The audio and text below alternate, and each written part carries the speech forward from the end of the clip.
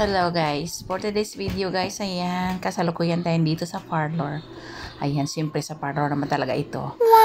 Ayan, para magpa-beauty tayo, magpabalik alindog sinilin sa kanyang buhok kasi ang aking buhok ay masyado nang lumitaw ang gray hair niya.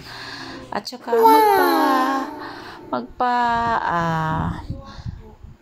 new haircut na rin tayo sa ating friend dito nga. Maganda, like this. Siyempre, good vibes tayo. At sino ba namang magsabi sa atin maganda tayo? Di siyempre tayo lang, di ba? O, di ba? Ayan. Dahil kailangan natin maging presentable ang ating mukha at ating buhok. Dahil mga content creator tayo, so, kailangan maganda tayo always. Ayan. 'Di ba? Maganda tayo sa loob, maganda tayo sa labas. Ayan. 'Di ba? Ayan. Kahit marami tayong alalahanin sa ating mga junakis. Ayan, sino bang walang junakis diyan nga nag-aaral?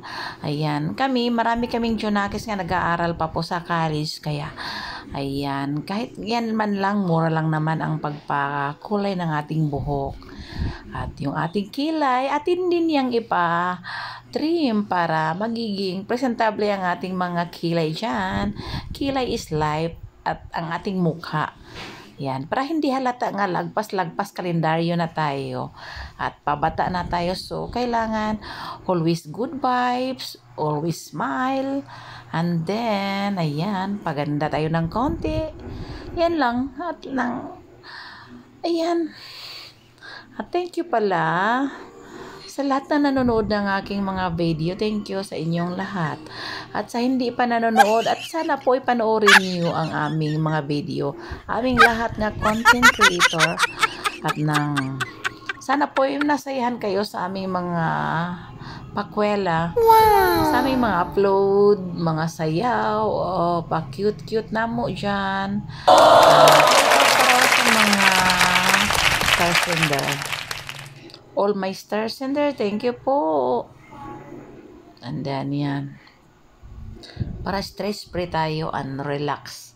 'Di ba? Kasi pag salamin po natin nga kaaya-aya po ang ating mukha. So, masabi natin sa salamin kay ganda-ganda ka pala at saka kay bata ko pa. 'Di ba? At ako'y bata pa talaga ako. My mind is I like 38 years old. Ayan, ganyan pa ang level na forever young. Diba? My motto is forever young.